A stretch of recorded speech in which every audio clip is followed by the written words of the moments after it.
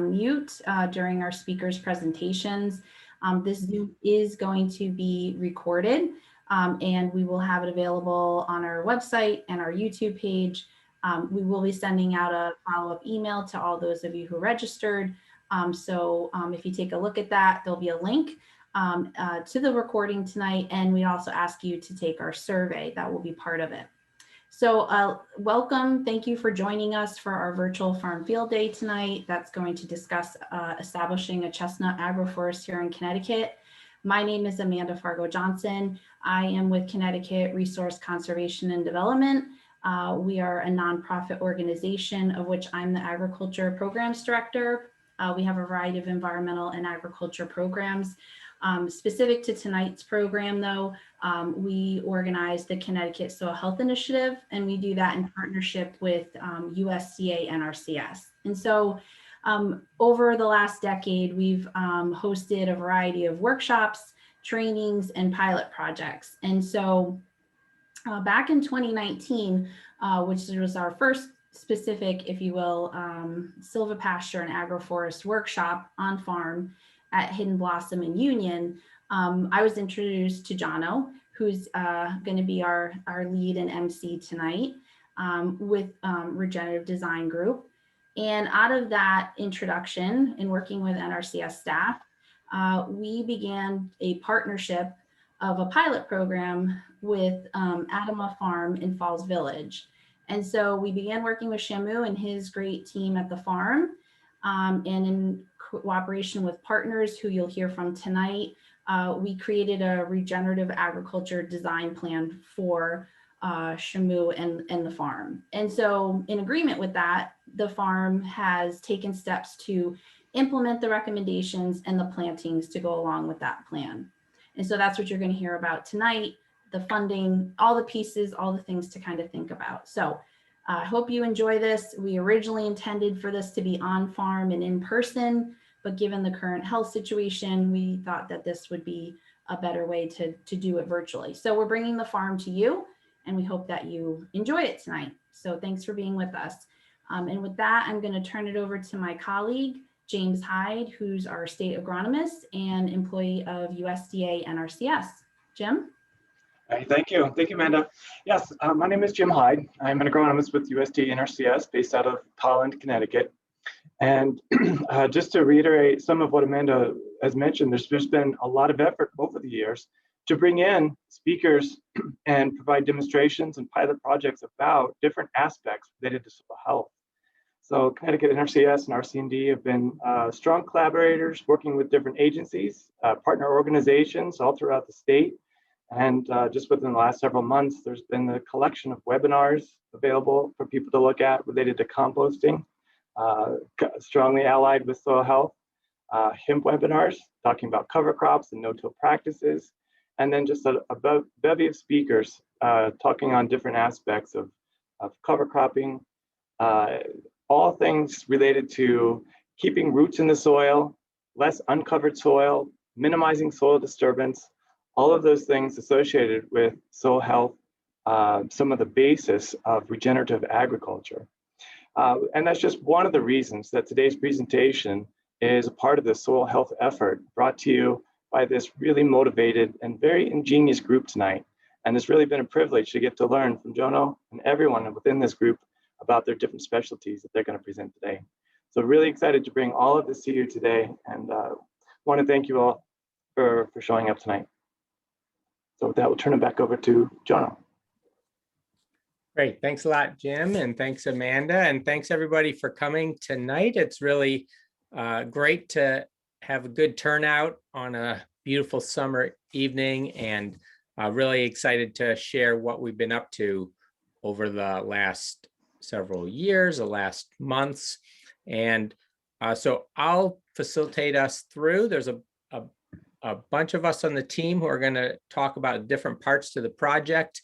We're going to go for about 90 minutes and have some time at the end for questions and discussion. So pop questions that come up into the chat, and we'll see if we can get to them along the way, or more likely at the end. And with that, we're going to journey tonight, as Amanda mentioned, through the process of design and planning, agroforestry, and that is part of what my organization, the Regenerative Design Group, does. We're a small design firm in Western Massachusetts, and we like working with landowners and farmers and thinking about different ways to do production. And agroforestry is a whole suite of different tree crop, tree-based integrated production systems. And we'll be getting into some of the different kinds and looking at how they apply at Adamah Farm. And so with that, I'm gonna pass it to you, Shamu, to get us started. Great, thanks. First of all, just a big thanks to all the partners who are here. Big thanks to the ancestors for getting me here today, and to the Mohican people on whose unceded land we live and farm. So Adamah is the ancient Hebrew word for earth, as in Adam and Eve were made from the dust of the Adamah. So we're all about that connection. We cultivate the soil and the soul and think about our ancestral wisdom and how we can live on the land today, how we can build community, how we can build leadership around regenerative agriculture and spirituality. So by the sweat of our brows, we're still doing it that way. 5,000 years later. We're about a 10-acre certified organic farm. We have a CSA. We provide vegetables for the Isabella Freedman Jewish Retreat Center where we're located. We have a small value-added product business, and we donate. We have a food access fund, and we donate every week. We're delivering to CSA. We're delivering to 2 to 3 or 4 partner organizations who provide fresh vegetables, fresh organic vegetables to folks who can't afford it. And we operate a lot on gratitude. So good to start with what we're grateful for. It's a big question. That's how we start our mornings here at Adamah. And a little bit of background on why chestnuts. We were very fortunate to acquire a new piece of land to us. Most of our work has been around organic vegetable growing, and a little bit of and berries and fruits, to some extent, goats and chickens, composting operation. But with this new land, we had an opportunity to think about what we wanted to do and to get into a design process, which is both what are the conditions on the land and what are our goals for the land. And Jono and the whole team you're meeting here has been super helpful with that process. And because we're a vegetable farm, we're very busy May through August, at least, or those are our busiest times of year. So we needed to get involved in something that didn't keep us busy during those same times. Chestnut harvest, September, October, late September, October. It's like, okay, yeah, that works with our farm schedule. We also wanted something that was relatively low maintenance, or at least not highly specialized, like apples. Didn't have a ton of pest problems and a ton of maintenance. And we wanted to do a tree crop for all the carbon sequestration benefits, especially on a slope. And because we'd love to provide more of the food that we eat from perennial crops that hold the soil and provide all kinds of other benefits. We were familiar with chestnuts. We have a few of them that are 12 years old. We know that they're tasty.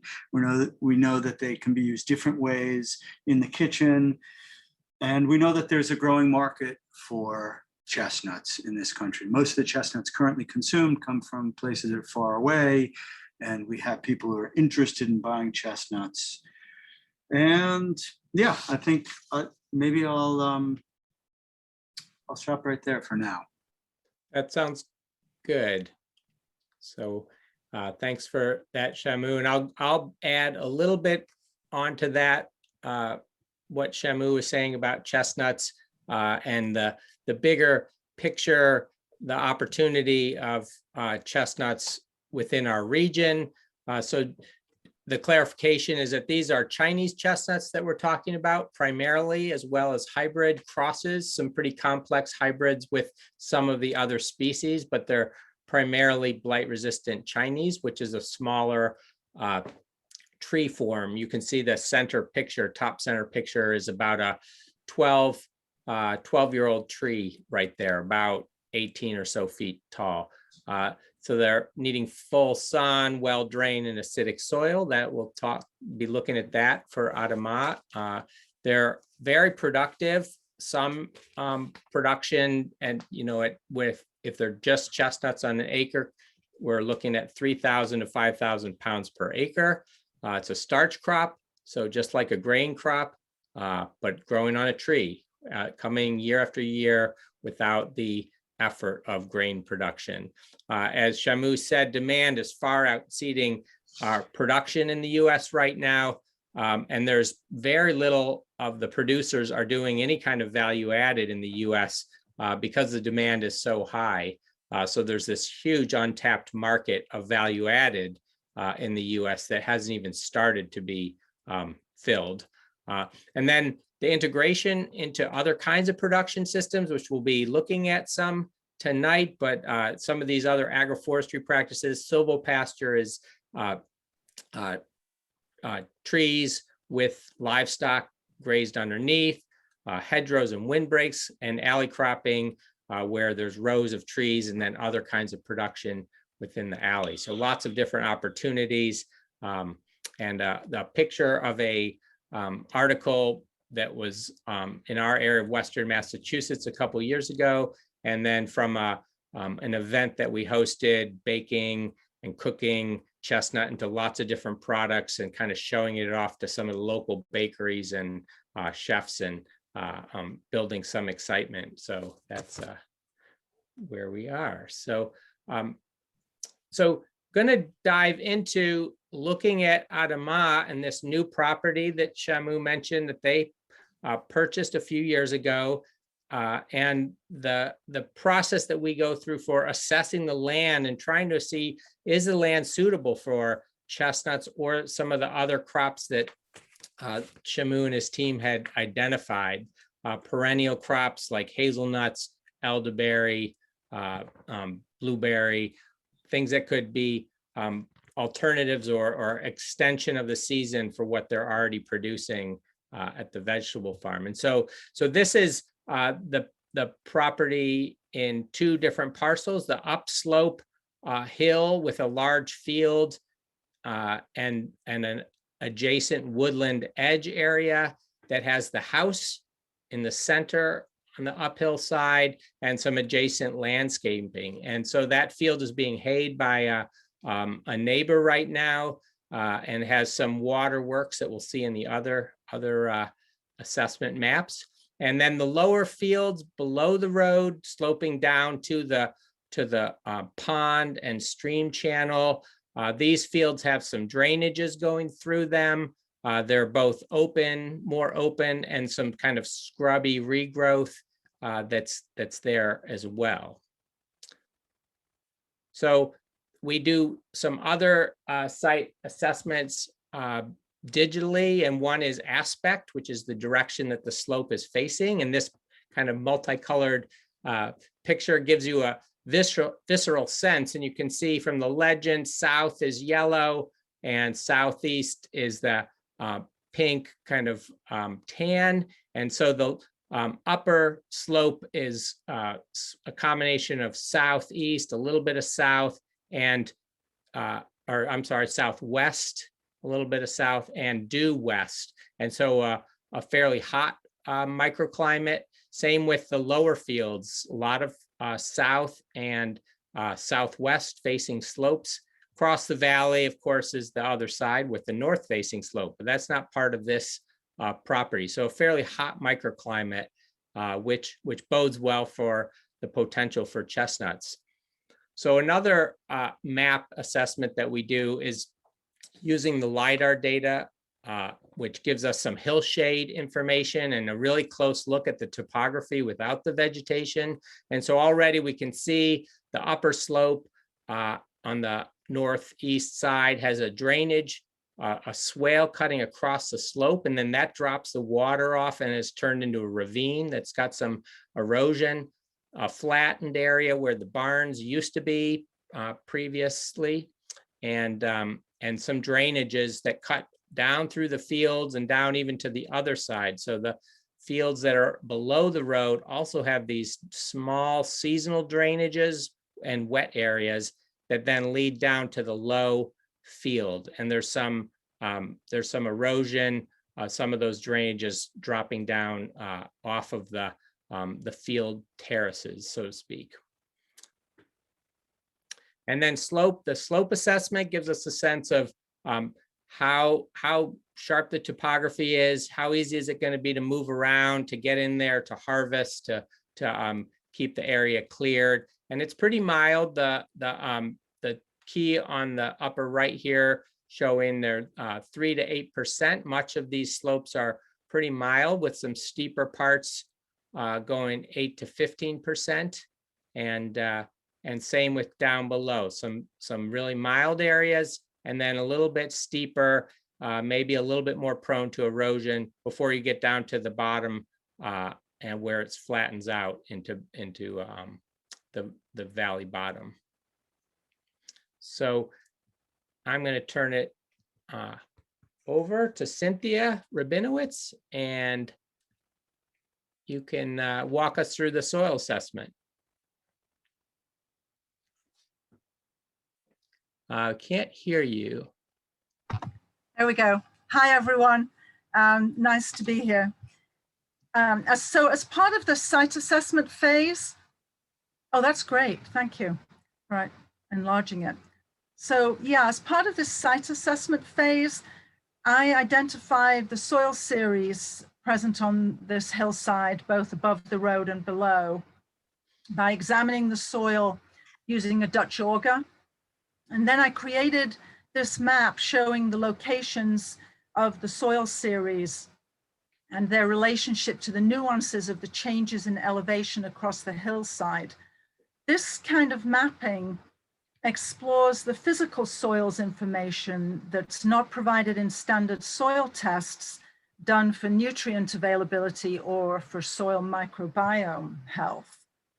I know it's a little bit difficult to see the details of the map on a laptop screen, but if I could have you look at the yellow lines representing the approximate boundaries between the soil types identified at the site. These areas are numbered, and they correspond to the soil series names in the key on the right-hand side of the picture. The hillshade slide earlier clearly showed the variation in relief, or otherwise known as microtopography, on the hillside, which is characterized, as Jono described, by numerous depressional swales descending the hill perpendicular to the slope. Because of the variation in topography, there are numerous soil types present.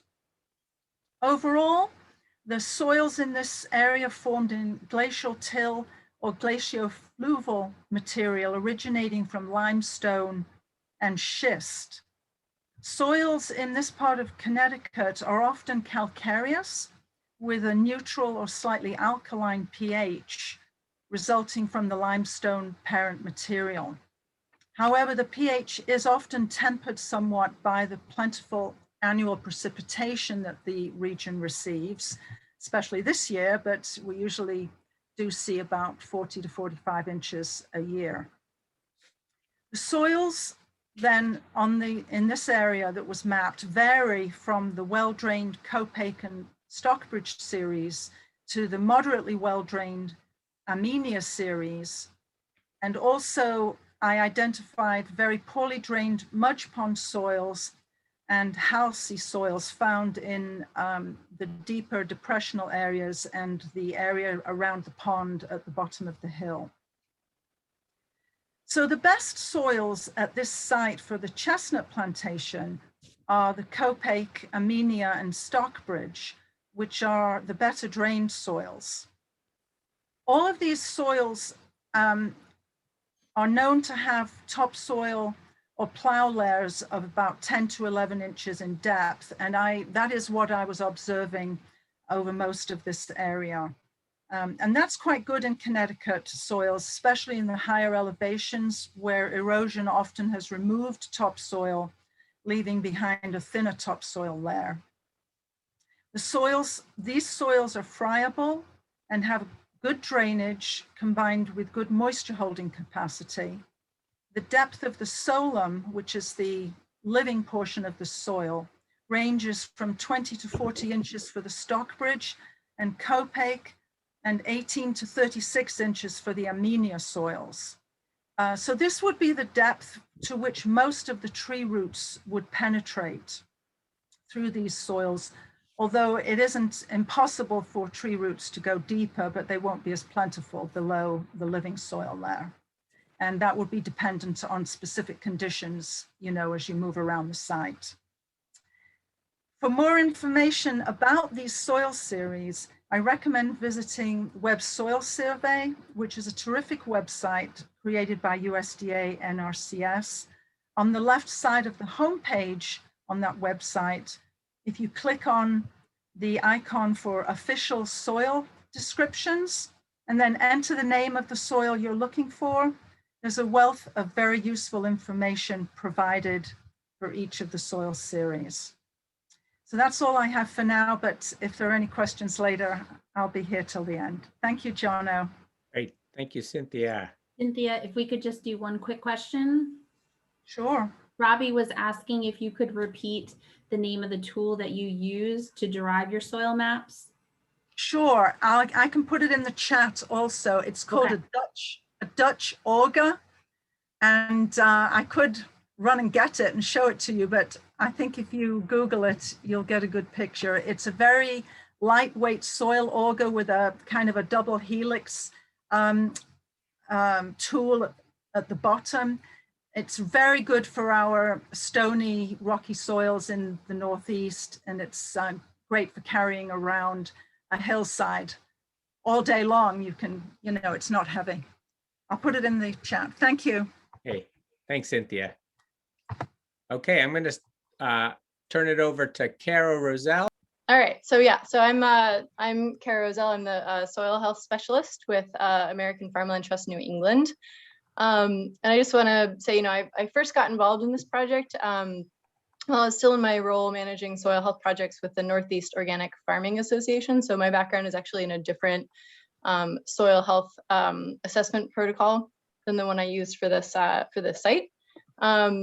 But I did use the NRCS framework for this test, the Cropland Infield Soil Health Assessment Framework. And as someone who's working toward becoming a soil technical assistance provider for NRCS, as well as working with a lot of folks in larger fields, this has been a great framework to work with. So I've been learning this framework, but I am not an NRCS employee, so I wanted to just mention that there are some great NRCS folks on the call tonight who are more qualified to speak about this particular framework than I am. So I welcome them to jump in at any time. And the main way that this differs from the NOFA protocol that some of you might be familiar with is that it takes a more whole field approach, whereas the NOFA protocol kind of zooms in on one location to look at change over time. But the main purpose of conducting this assessment was to get some baseline data for the farmers and technical advisors who are involved in the project as a basis for you know, identifying any future change in soil health indicators over time, as well as any issues that might come up in terms of how the soil conditions will affect the tree growth in the short term as well. So I'm not going to go into detail on everything all the data that we collected, but I'm just going to highlight a few observations. So in the maps that you just saw, you saw how that lower slope field had kind of a shape where there's a pond in one lower area, and I apologize for not having a picture of this map to reference right now, and then there's kind of on the left-hand side, there's an extension of that field. So for the purposes of this evaluation, since there were different soil types present on those different fields, I divided it into a east and west field for comparison, which is, I think, how, Shami, you guys talk about it on the farm, right?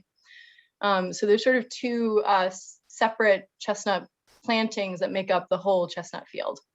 And so for the purposes of just sort of getting a sense of what's happening on the site, I looked at the west and east field separately. So I'm going to do a little comparison here. So the west field, we saw a lot of really nice granular soil to about 6 inches and no platy structure evident at all. There was some blocky soil below 6 inches. And for the east field, there was no, and actually I should explain what these texture types mean. When I say no platy structure, that is one of the assessments that NRCS uses to sort of identify good structure. So this is not Adamah farm. This is another farm entirely, hours away. But for reference only, this is what platy soil structure looks like. So this is one of the benchmarks that NRCS uses to evaluate whether we have good, healthy soil structure in place. So this was not present, but this is an indicator of compaction that you can be looking for when you're evaluating your soil. And this test involves just taking up a slice of the soil and looking at the structure. So on the far left, we have the west field, which again, as I just said, has really nice granular structure. Granular structure is it's sort of correlated with the highest level of soil health, and that's what we're really looking for when we're looking for a good, healthy soil structure. It should have the texture of cottage cheese, is often how it's talked about. On the left side of the leftmost picture, you'll see a darker soil, and that is actually the field edge soil from under some mature trees at the edge of the field. And then next to that is the infield soil. And then to the right of that picture are two photos of two different areas in the east field. What was interesting about the east field was that it has high variability in sort of level of soil saturation.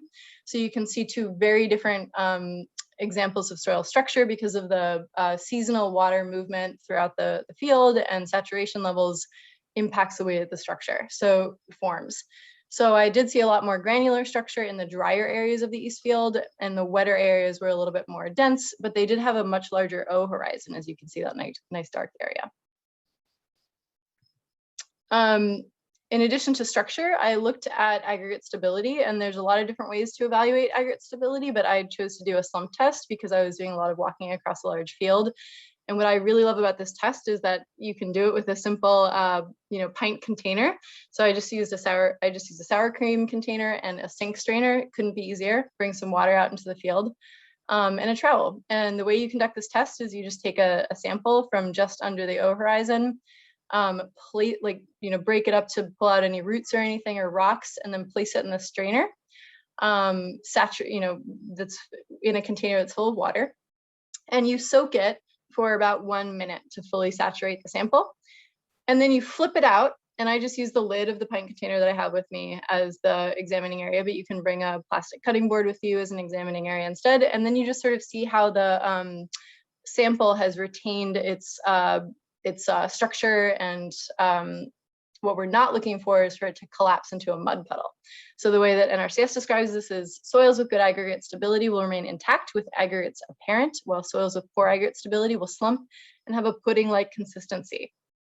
And we did not see much in the way of pudding-like consistency on this site, although you can see from these pictures that the west field did have slightly better retention of its shape. We have a little bit more slumpy runniness on the east field, on the lower left sample in particular, which was from the wetter area in the field, while the west, on the east field. While the west field, we have much more intact aggregates, more holding their shape better. And on the right-hand image from the west field, we see very good definition of the smaller aggregates in that picture. So these are all good slump tests, but the west field is slightly better. So for soil hardness, this is really a good way to sort of assess whether there is compaction in the soil, although there's some limitations to the test. So this test will tell you a lot about how whether there might be some seasonal or some past historic compaction in your soil. And I know this some of these fields had some haying happen in the past, so I was curious to see if there'd be any historic compaction.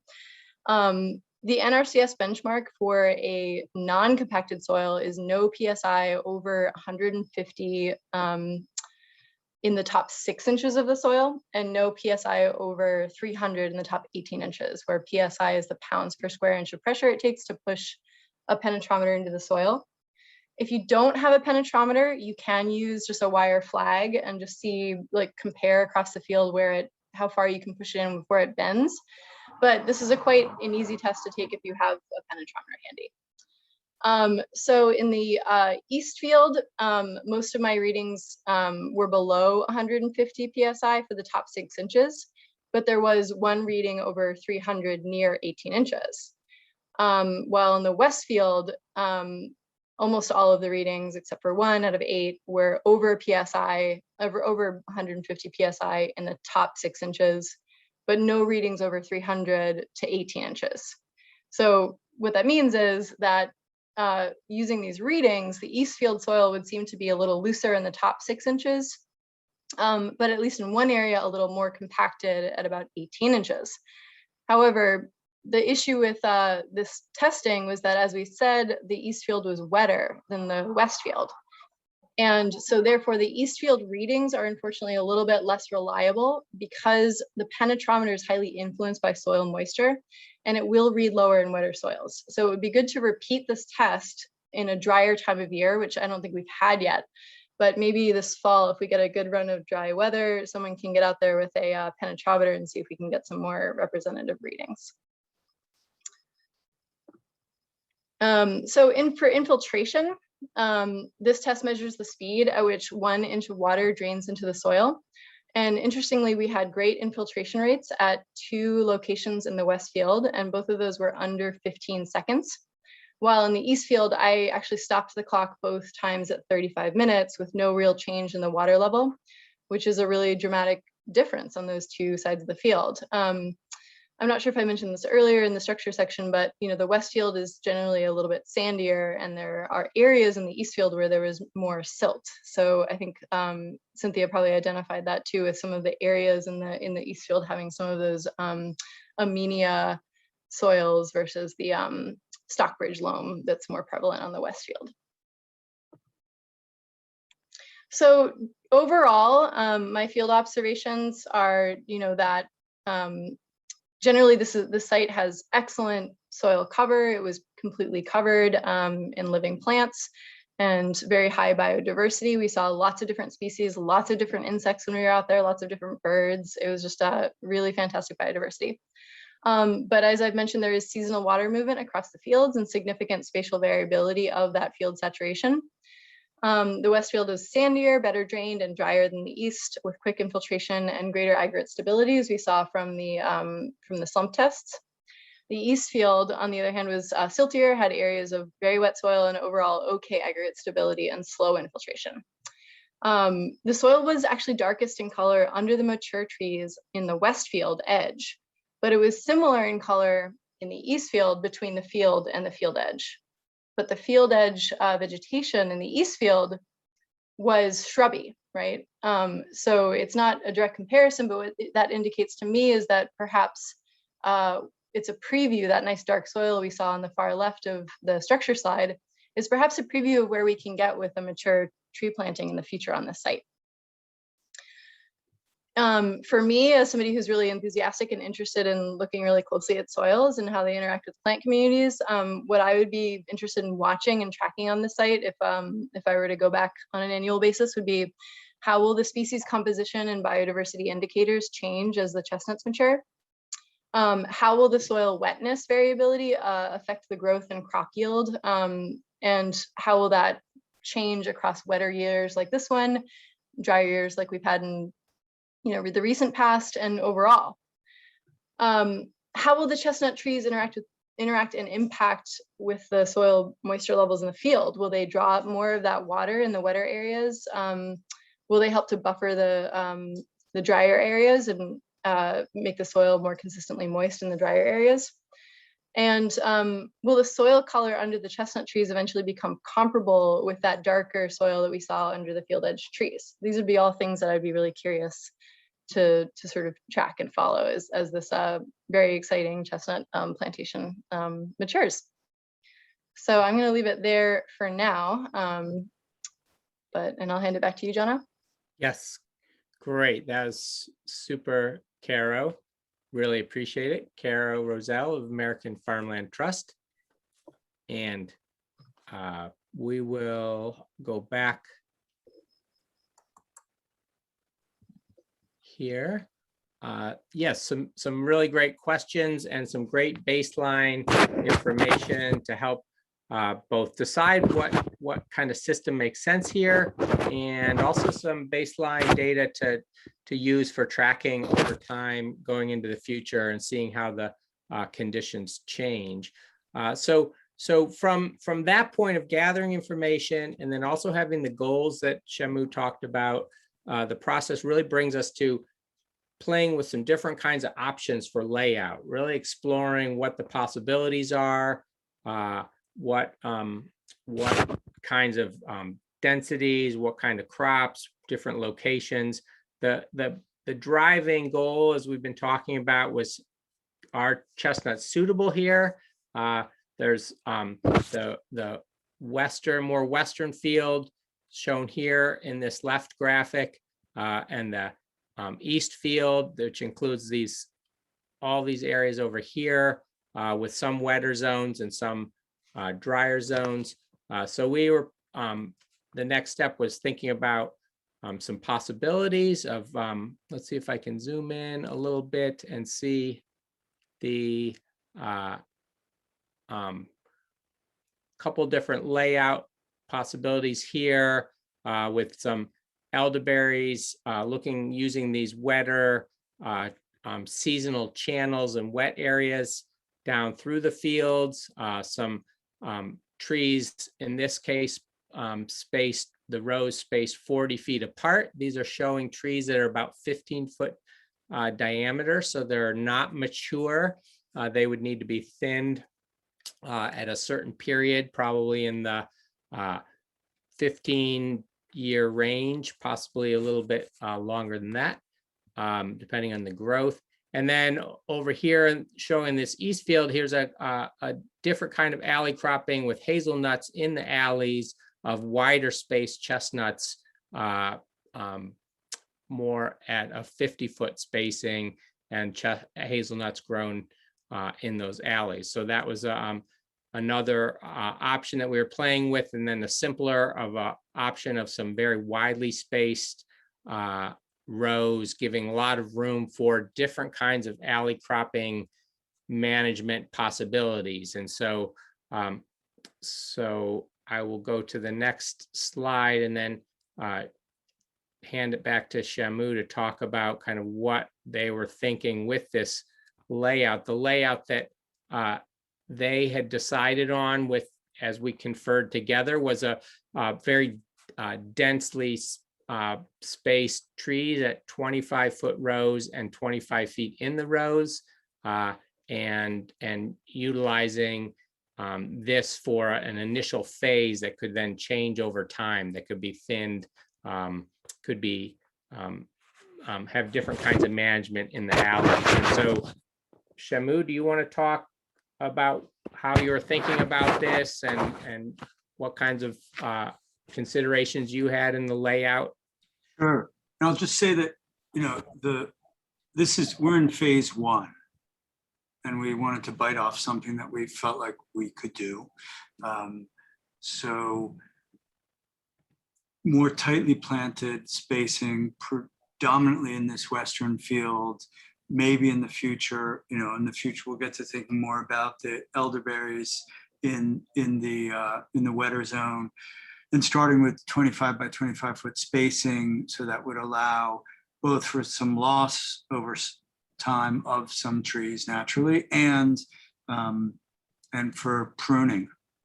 For culling rather, taking out trees that are not producing as well.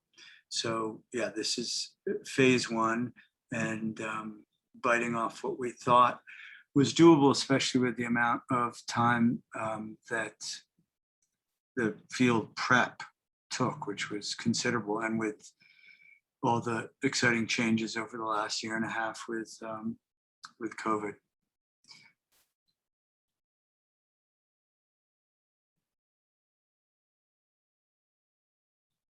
John, you're muted. Thank you. Great. And so here's a little bit of a view on how that layout looks in the field, and how the planting spacing worked out. And we'll come back to some of the implementation after we turn it over to Vivian Felton of NRCS. So you want to talk us through your part in all of this, Vivian? Sure. As Jana said, I'm Vivian Felton. I'm the district conservationist for Hartford and Tolland counties for the Natural Resources Conservation Service. And I was actually just going to talk about some of our practices that might be applicable to your farms and some of our programs. So for those of you that don't know us, we're a non-regulatory federal agency, and we help people on landowners kind of just improve natural resource conditions on their farm, and we do have voluntary conservation programs for that. So next slide. Many of you might know us more for our more structural practices like waste storage facility, otherwise known as manure pits, drip irrigation system to improve water efficiency on crop fields, seasonal high tunnels, fencing for facilitating rotational grazing. Next slide. But we also are doing, as you know, more soil health, some non-structural agronomic management type practices, such as like conservation crop rotation and cover crop and no-till and mulching on the next slide, and mulch tillage and nutrient management. But in addition to those for soil health, we also have other practices that many people may not realize we actually can offer. So these practices are supporting more perennial systems, woody perennials, and the woody perennials are what really it's the most resilient landscape that you could have. So some of our agroforestry practices that we have are alley cropping, which, as I think Jono mentioned, it's growing a horticultural plant in between two rows of trees. There's silvopasture, which is where you have your forage crop on the same land unit as your tree crop, and things like windbreak and shelter break, which is usually a single, could be multiple rows of trees that are protection. They provide like a microclimate to your crop fields and provide some protection from wind or pesticide drift, and act as visual screens.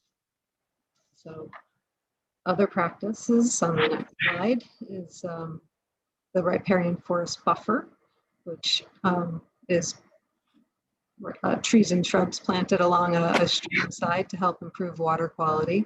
And we also have riparian herbaceous buffer, which would be more forbs and grasses. And then other things to consider would be like pollinator plantings, which we call conservation cover. That is, that helps to provide habitat to beneficial insects. And another practice that we don't do a lot of, but we could do more, is contour orchard and other perennial crops. And that is where we would assist in laying out a tree crop on the contour, planting your tree crop on the contour, which helps to slow down that water, reduce erosion, helps with water infiltration. And then on the next slide, it shows the simple tree and shrub establishment, which you might be able to see the little tree tubes there and the planting on the hillside in the upper picture there. And as you know, like trees, the purpose of that would be to add plant diversity and control erosion and improve water quality and all those things that trees do. Another agroforestry practice would be hedgerow down below there, which is a denser kind of vegetative strip, usually a linear strip on a field edge, and that provides good habitat and increases carbon sequestration. And I noted there, I wanted to point out that to the left of that windbreak is like a grassy the land is shaped in a parabolic shape, and that's a grassed waterway that conveys water down the slope to a safe and stable outlet. It's not a diversion, which I have listed there. The diversion would be across the slope. But my point there was just that, yes, we have agroforestry practices, but in that system and thinking about planning those plantings, there are many of our other conservation practices that you may want to integrate, especially in New England with water, which keeps coming up in the conversation here. We have a lot of water management practices on the landscape that could be integrated into your plans. Things like stone-lined waterway, grass waterway, subsurface drainage, spring development. If you had seeps coming up and you wanted to collect that water to create watering troughs for your animals in a pasture, pond rehabilitation, stream crossing. And we have in Connecticut about 150 conservation practices to work with. And so there's other things like field borders and terraces. I can't list them all, but every site is different. And, it would take an assessment to see what combination of those practices would be best for your site. So then the next slide shows that every one of those conservation practices has a code. It has a practice standard. And all of these practices can be found on our electronic field office technical guide. You can just Google EFOTG, electronic field office technical guide, NRCS, and you'll find all the standards for the practices, which has the definition for each practice, the purpose of them, the conditions where they apply, their criteria, and a lot of times you can find more information in there too about implementation of the practices. Next slide shows there's this, want to touch on some of the programs. So there's the practices, and then there's our programs, technical and financial. One of them is Conservation Technical Assistance Program. And that is just where we would come out to your site, take a look at, do an assessment of your site, look at the natural resource concerns you have, your goals, and talk about all the different practices that might apply to your farm, and write up an assessment for you. And in some cases, we could do a conservation plan for you. Another program is the Environmental Quality Incentives Program, EQIP. And that is where, again, we'd be assessing your site with you, talking about your goals, and then writing a conservation plan for you. You apply for that program and receive a contract to implement those conservation practices in your plan, and you would receive incentive payment for those practices. And it's not, it's not a cost share program. There are incentive payments for implementing. And then the Conservation Stewardship Program, it's a little different, where it's for people that have been doing conservation for years and they really want to step it up and do enhancements to the conservation practices they're already doing. So they would get, that's again, it's a contract with us, and they would get paid for doing conservation practice enhancement, activity enhancements. And they'd also get a base payment for just for doing the good stewardship that they're doing. So those are the different programs. And if anyone's interested in learning more, or having one of us come out to your farm, this is the contact information for the state, the different counties, and the counterparts here. So that's all I had to share with you tonight, unless there's questions. Great, thanks a lot, Vivian. Sure. Appreciate that. Lots of good information there, and lots of good ways to think about how it can apply to different properties. So we'll shift to Mark Phillips of Berkshire Agriculture Ventures, and walk us through your role in the project here and what your organization does. Great. Thank you, Jono. And hi, everybody. It's great to be here among such an amazing cohort. Amu, I hope you feel great. An incredible team of people that have assembled around Adamah. So Mark Phillips, Director of Operations at Berkshire Agricultural Ventures. We provide grants, loans, and technical assistance to farms and food businesses in the Berkshire Taconic region. So we will work with anyone in Berkshire County, Mass, Litchfield County, CT, and Columbia and Dutchess counties, New York. And our programs are supported by foundations, state and federal money, and individual donors. We played a role in this project by providing a grant. So we had, I don't know, perhaps the easiest role here. And that supported trees, tree guards, and some irrigation.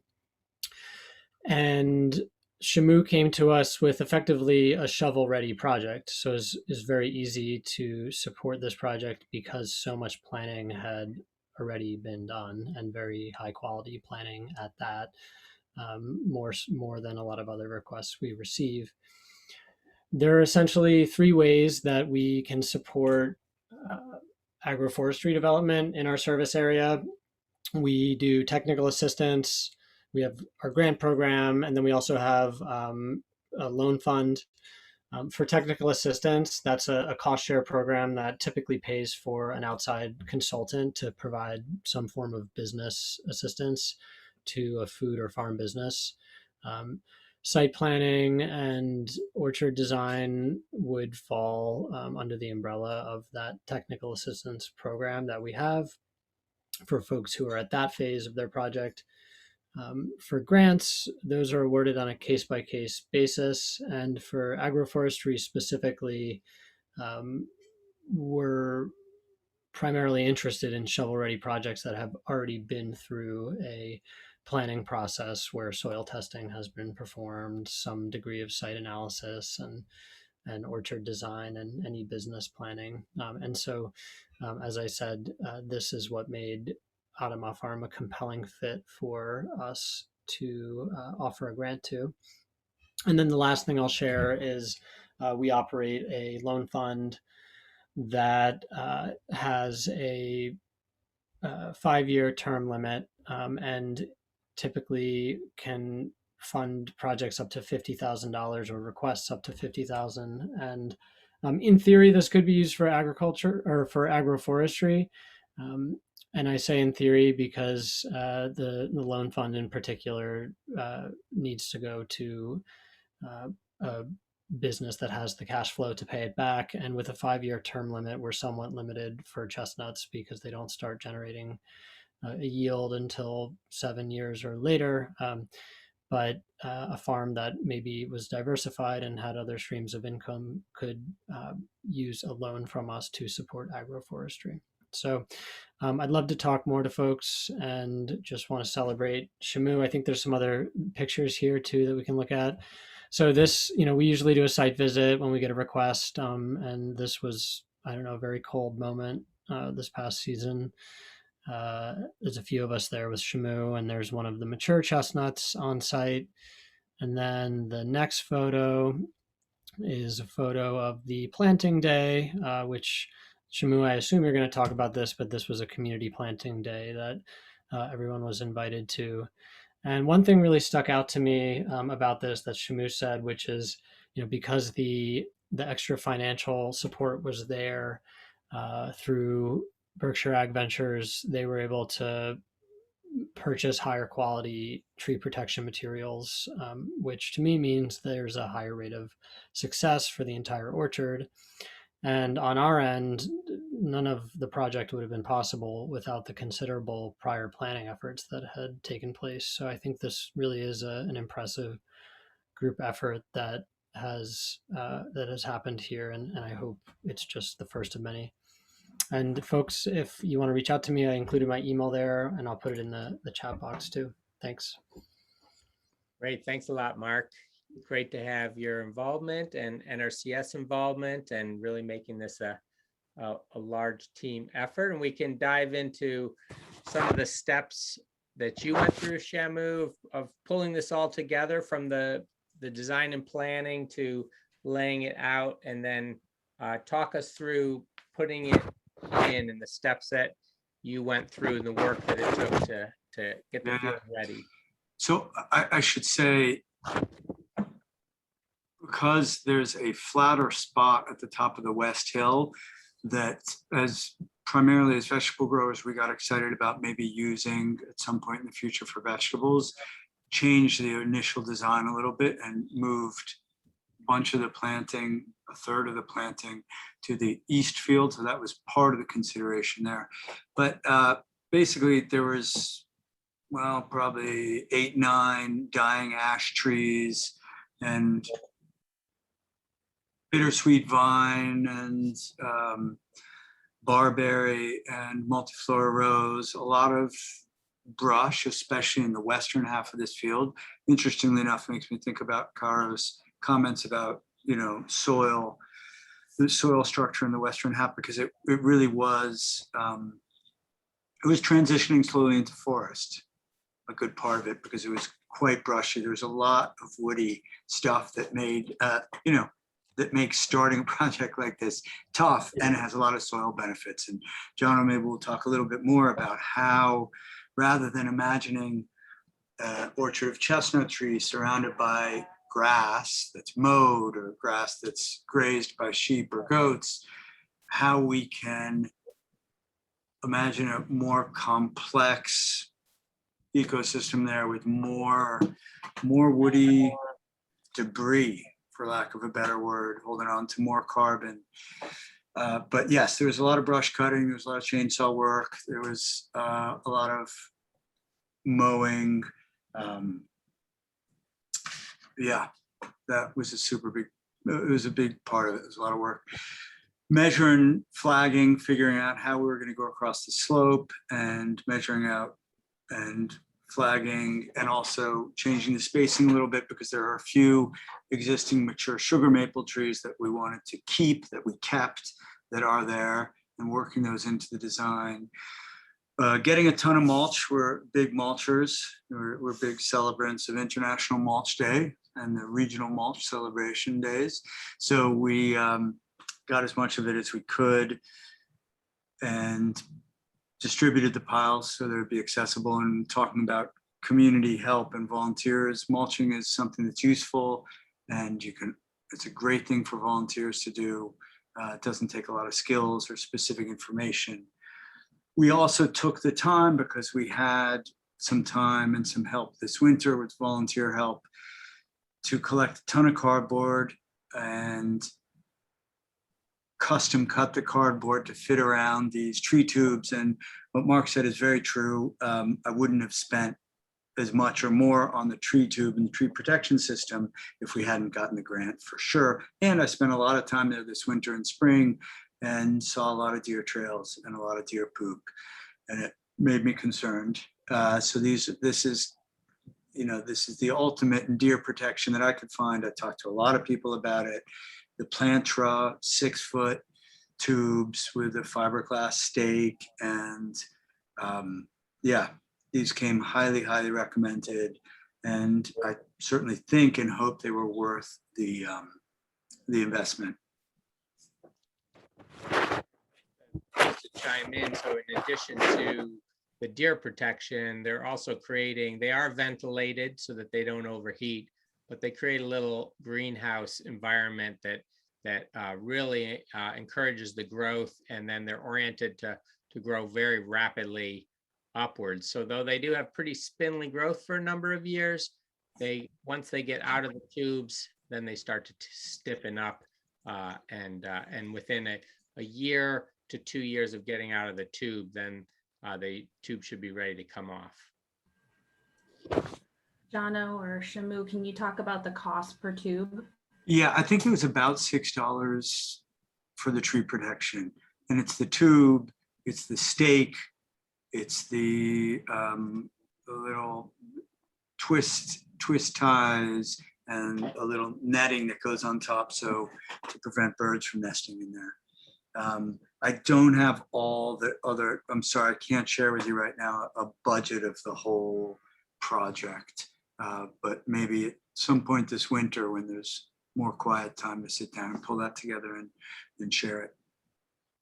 Trees are about $7 a tree. Got them from Route 9, Empire Chestnut in Ohio.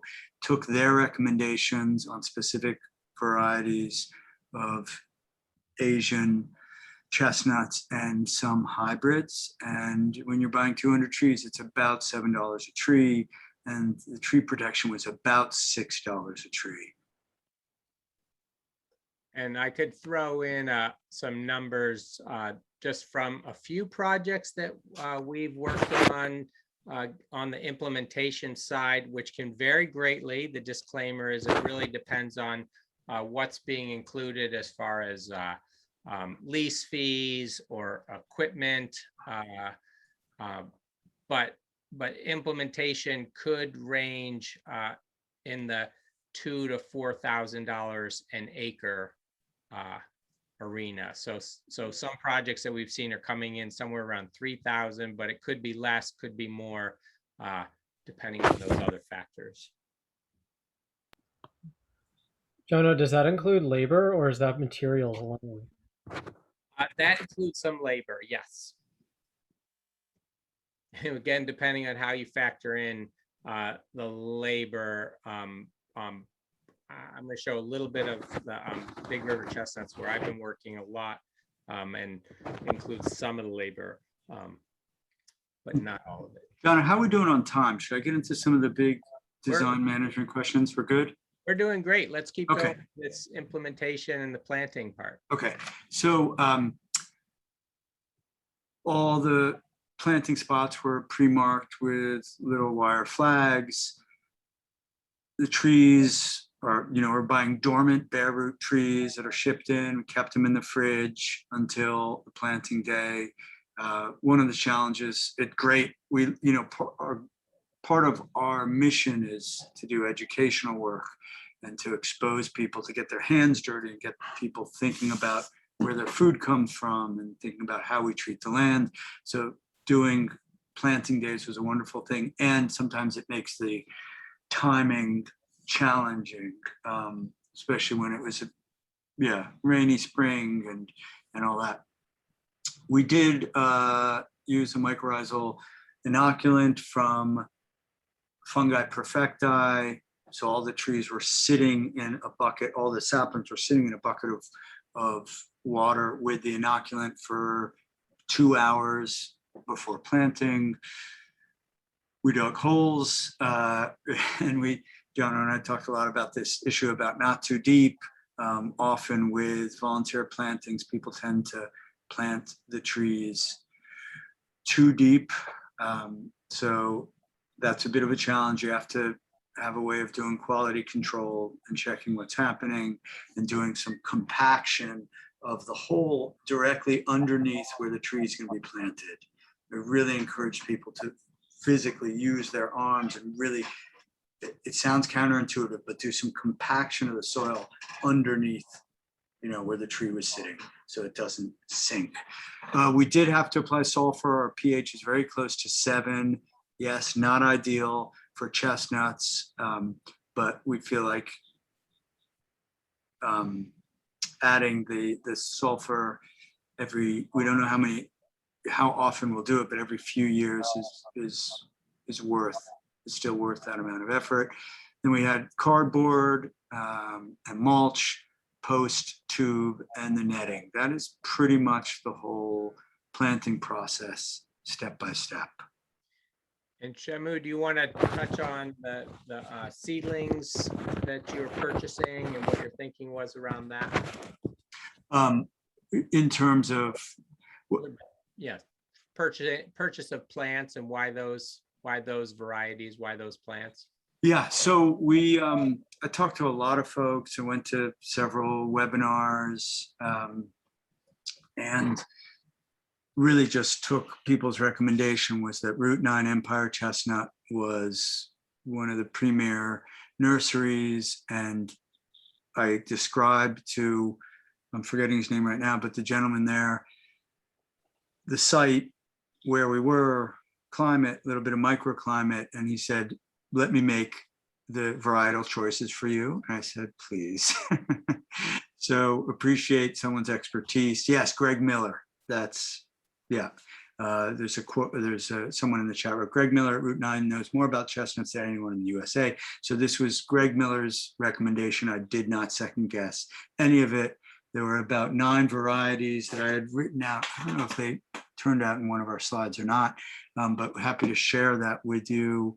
And the tubes, the tree protection are Plantra. I believe it's plantra.com. And that's I think a Minnesota-based company. And just to say, technically they're not varieties, but they're seeds or nuts that are collected off of the known mother tree variety.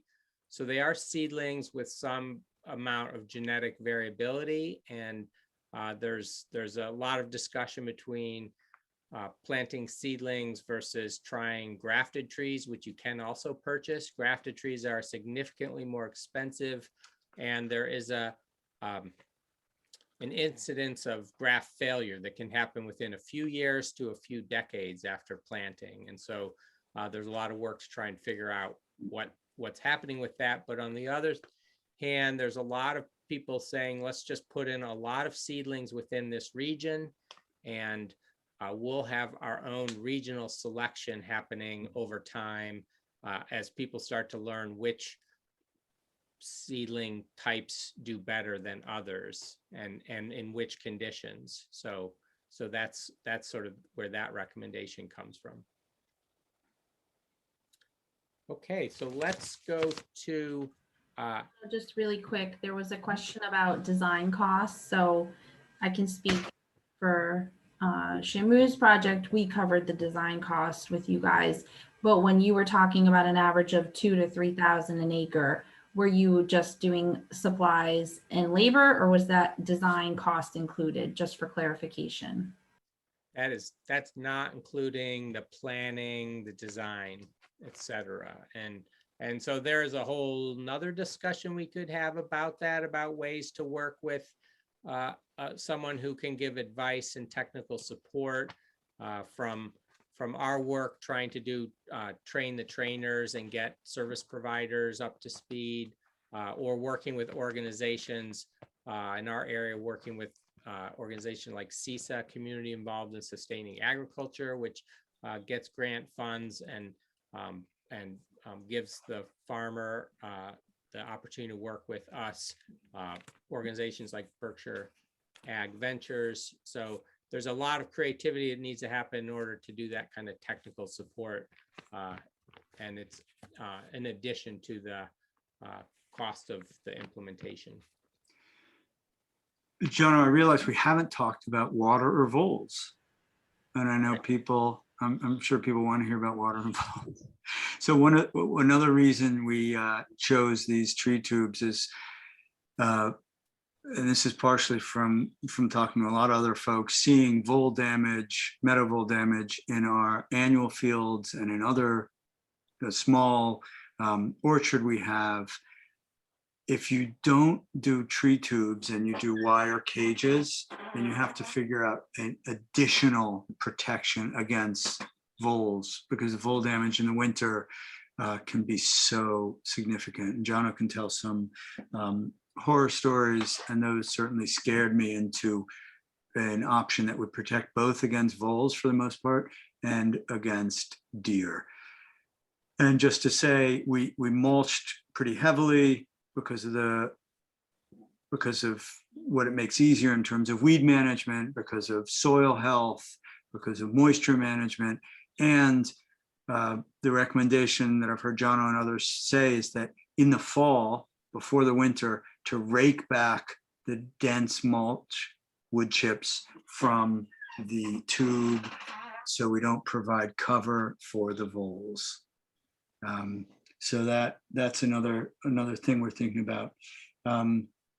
Great. And in terms of watering, this was a hard one, and it delayed the project a while because we had an NRCS project awaiting approval for a spring development at the top of this hill. And we're trying to figure out if that was going to happen on time, and how, and you can see the IBC tote there.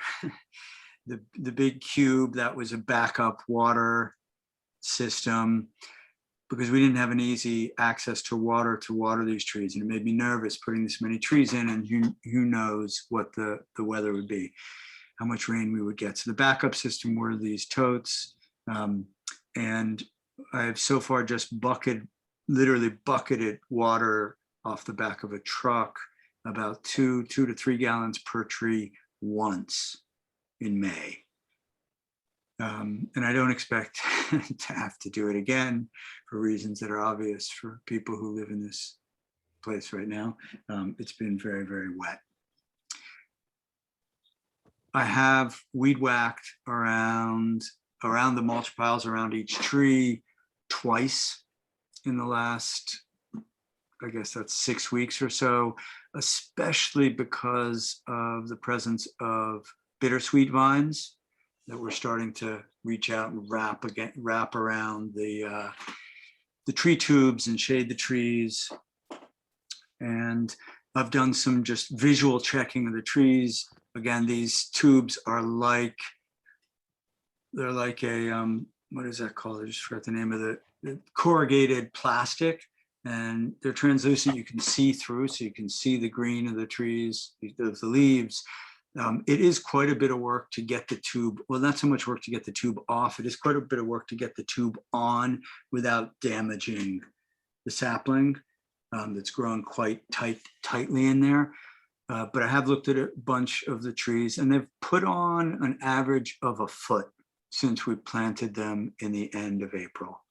They look great. Some of them I don't understand, some of them look like they've grown almost 2 feet.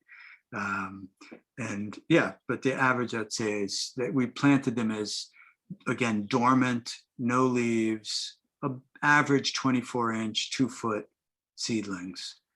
And so far I've lost 1 tree out of 210.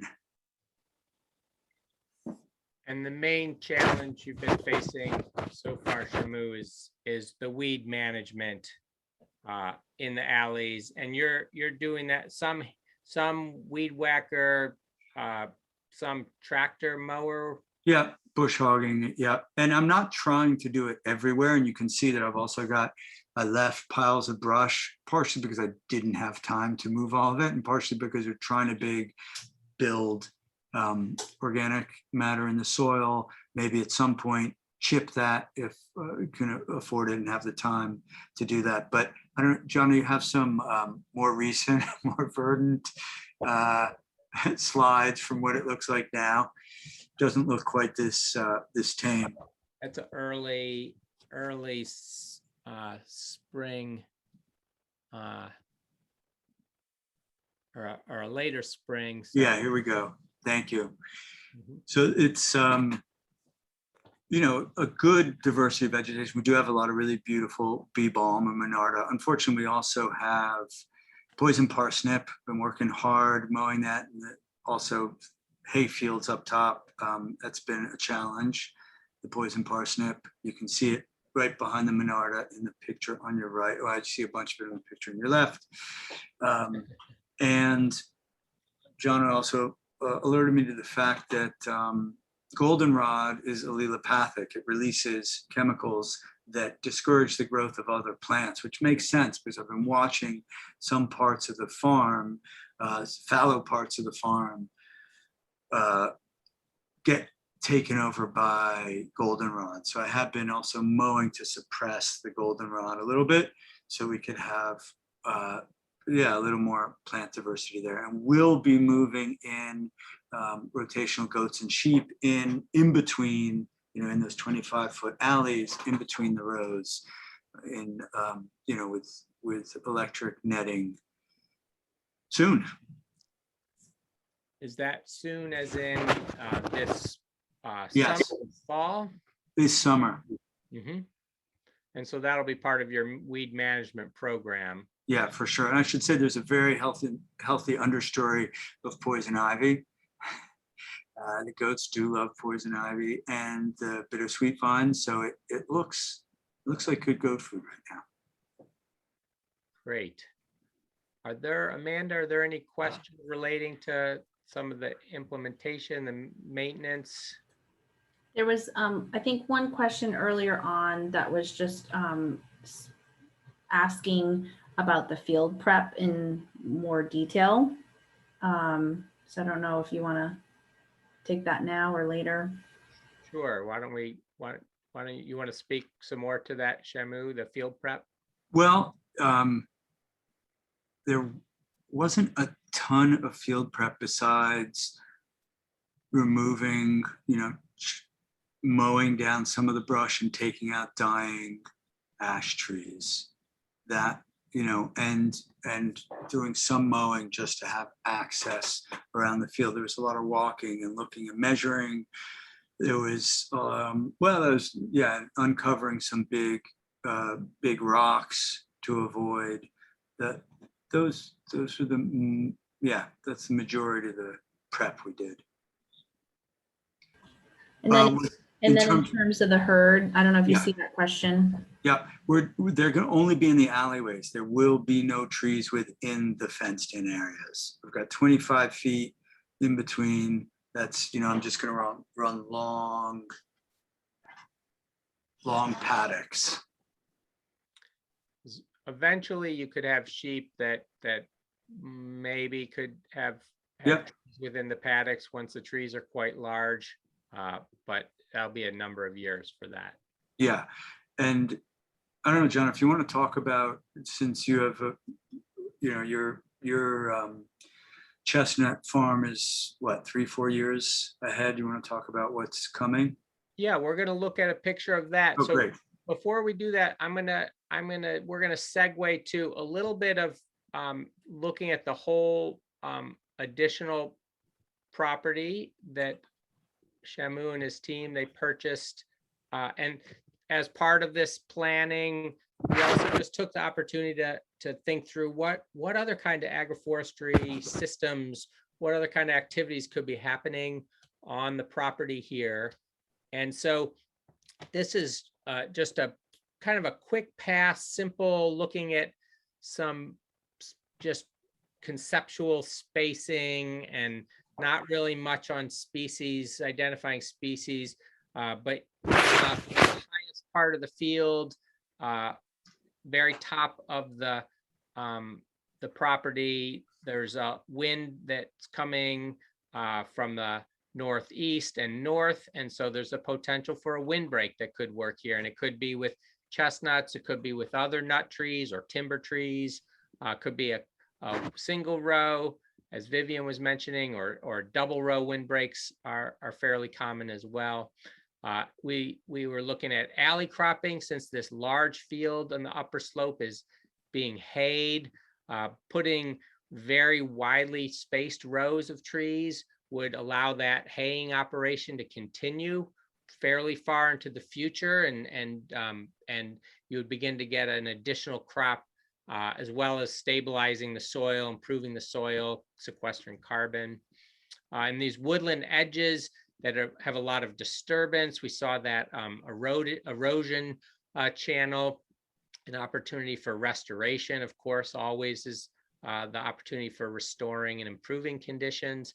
But forest farming is sort of putting in mushrooms or medicinal herbs or pulsed grazing kinds of activities that could happen in these edge zones. Along the street where there's already a stand of trees, there's some black locusts in there. Those could be thinned and worked with, and additional species brought in to create a hedgerow that sort of a multi-species. Again, a very similar kind of linear system to a windbreak that would have could have a lot of diversity or some diversity, could be for pollinators, could be for timber, lots of different functions that could hold depending on what you're trying to do.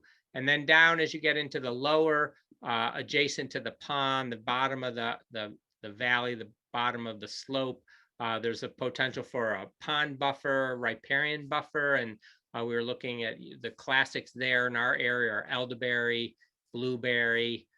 There's some a lot of the viburnums and dogwoods for habitat could be brought in, and then in this zone up on the west side, where it basically drops down into the valley, also is a possible place where a meadow, pollinator meadow that could be combined with a rotational grazing kind of system. So lots of different ways that you can integrate these kinds of crops and systems and management needs depending on your goals and what you're trying to do. And as folks at Adamah are doing, it's definitely a game of phasing it and working with the resources that you have and doing it in the proper order. So we're going to zoom out a little bit in our last couple of minutes before we'll have some more time for questions, just to look at some other projects. So this is Big River Chestnuts project that I started in Sunderland, Mass. So this is going into, we're in year 4 now. It's a terrace, a bottomland on the Connecticut River, about 7.5 acres in chestnut rows with alley cropping. You can kind of catch the alleys. Small fruit alleys are up here adjacent to there's a chick brooder, and there's some alleys of elderberry, ronia, and some black currant as well. And those are coming into production. So we have sort of a phased production plan, whereas the silvopasture are putting the chickens, and there's also some geese that are in here being tried out as guard geese, not too successfully. And those are sort of an immediate income and immediate production. The berries being a medium-term production, and the chestnuts are taking longer to get going, though we are looking at probably our first significant harvest next fall. So everybody's invited to the Chestnut Festival in fall 2022. And then a little glimpse of a silvopasture project that's been happening at UMass Amherst for several years. And similar to what you're thinking about, Shamu, is grazing sheep within the alleys. They're not actually having contact with the trees while the trees are getting established. You can see a different kind of tree tube here. And the trees are, I think, 2 to 3 years in this picture. So really just getting going as well. And we've been covering some different kinds of agroforestry practices and a little bit of glimpse of some other types of trees. There's a lot of interest in fodder crops, which is a tree crop that would be fed to livestock. So the pods of the honey locust here, and this is an improved honey locust, the Millwood variety, laid out in a silvopasture setup as well, but also has both the honey locust providing some shade and also some fodder. And then on the right, a coppice basket willow, very traditional basket willows that are harvested yearly, either for craft wood or for biomass or biochar, and they can be incorporated in wetter areas as well, and very tolerant of wet zones. So lots of different crops that can fit in with different practices in different situations.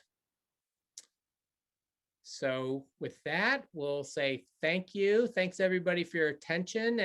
And I'm going to let Amanda, if you've been tracking some of the questions that have been coming in, maybe you could point them There's out. been some good discussion and links given throughout the chat. So I think that some of the other questions as we were going have been answered.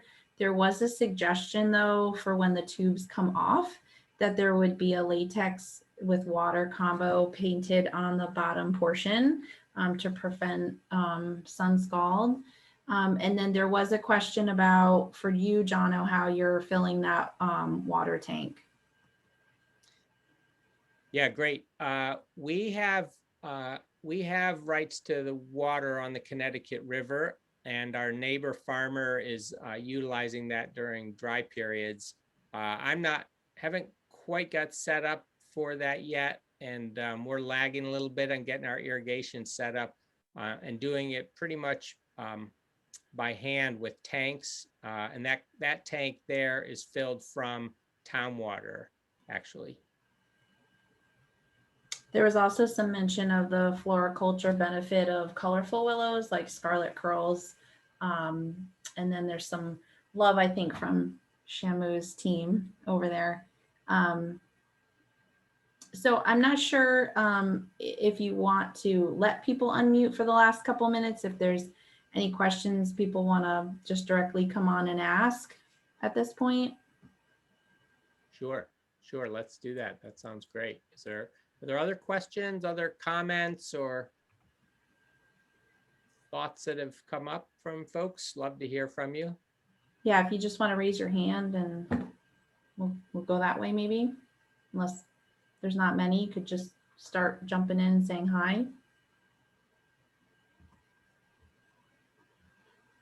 Go for, I saw your hand. You're just Hey. labeled as iPhone, so you'll have to. Yeah, just hey, put yourself on in. I was just curious about what the harvest plan for Adamah farm is. Yeah, it's a great question. Nut Wizards, the rolling, device, and yeah, and the rest of it, honestly, we haven't figured out yet. I'll just do whatever Jono does in a few years. Most of the harvesting is by hand. The nuts fall out of the burrs onto the ground. There's some implements like the Nut Wizard that to help it speed it up, and there's some great videos of some Italian harvesters using some hand tools, popping them into buckets, and the next jump up is some very pricey equipment that requires flatter ground and very cleared areas.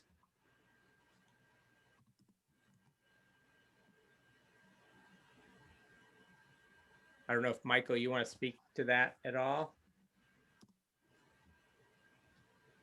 To the mechanical harvesting? Sure. Sure. Here at the University of Missouri, where we have been working with chestnuts for the last couple of decades, we purchased an Italian machine that cost $30,000. And I used to think, gee, that's a lot of money.